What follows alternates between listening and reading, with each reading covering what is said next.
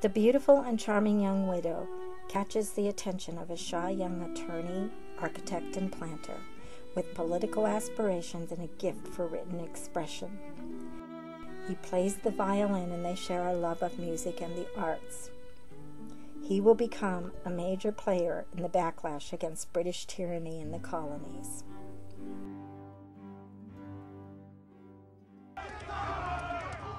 March 5th, 1770.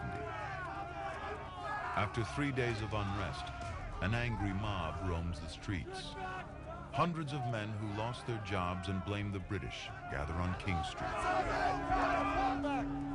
and face off against 8 redcoats with orders not to fire. What's about to happen will change America forever. A 17-year-old wigmaker's apprentice, Edward Garrick, lights the fuse.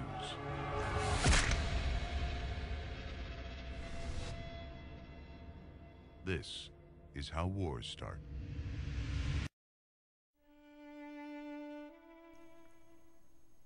While the widow Martha Skelton is courted by her amorous young statesman, her child, John Wayles Skelton, dies of illness at the age of 4.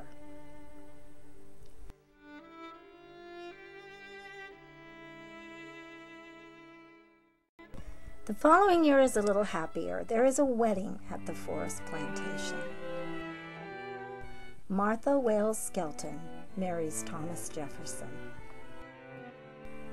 Perhaps Edward and Rebecca Gates are in attendance, or maybe they just visit the couple as they honeymoon at Forest before Jefferson takes Martha to his cottage in Charlottesville, where he will design and build for her his magnificent Monticello home. As part of her dowry, Martha is given 4 of the offspring of John Wayles and Betty Hemmings, her mulatto brothers and sisters. Thomas and Martha have a baby girl that year. Her name is Martha, but she is called Patsy.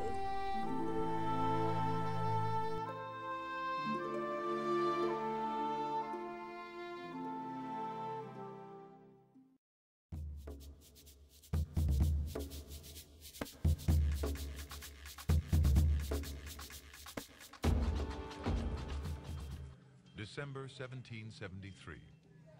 In one of the most famous acts of resistance in American history, rebels dump over $1 million worth of tea in Boston Harbor.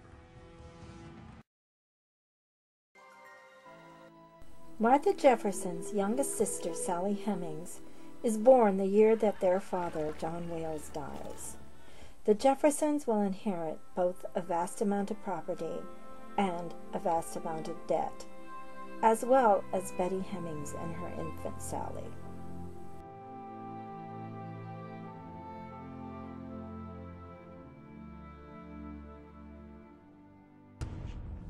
September 5th, 1774. We want liberty.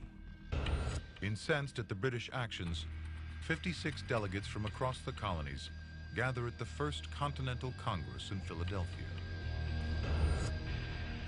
It's the first step on the road to American democracy. Among them are John Adams, Patrick Henry, and a gentleman landowner from Virginia named George Washington.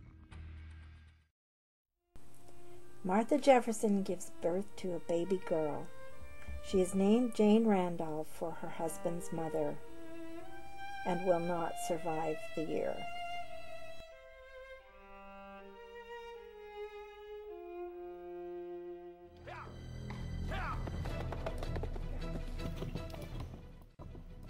British soldiers are sent to Massachusetts to capture Samuel Adams and John Hancock, and Paul Revere makes his famous midnight ride.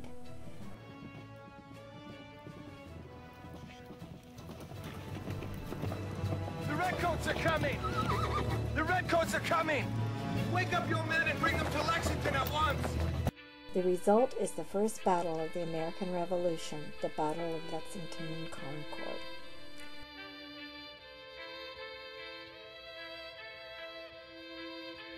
Thomas Jefferson, who will soon be governor of Virginia, is chosen to be a delegate to the Second Continental Congress. The delegation authorizes the printing of money to finance an army, and George Washington is given the task of assembling troops. He will lead his army without pay, as the army itself will often be without pay or provisions.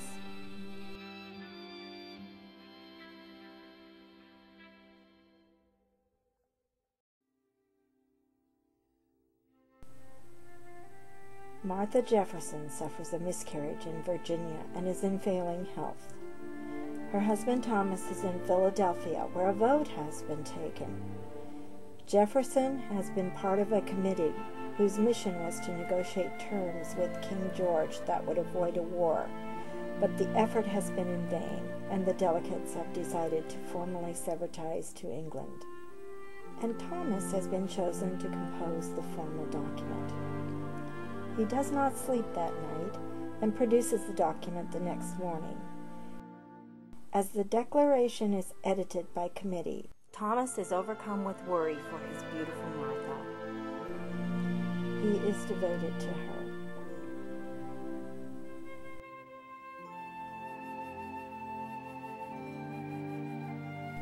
July 4th, the document is presented to the people, and the war is official. Jefferson is appointed as part of a delegation to negotiate financial and military aid from the French.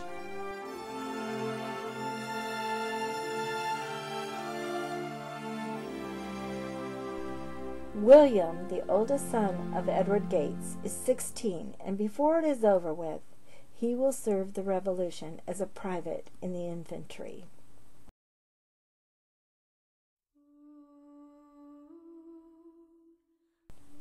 Martha Jefferson gives birth to an infant son who does not survive.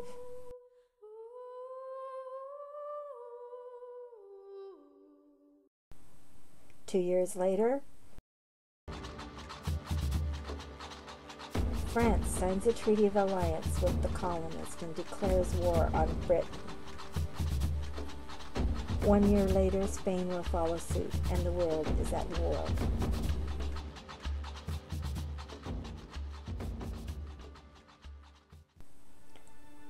That year, Martha Jefferson gives birth to a daughter, Marie, also called Polly, who will live to adulthood.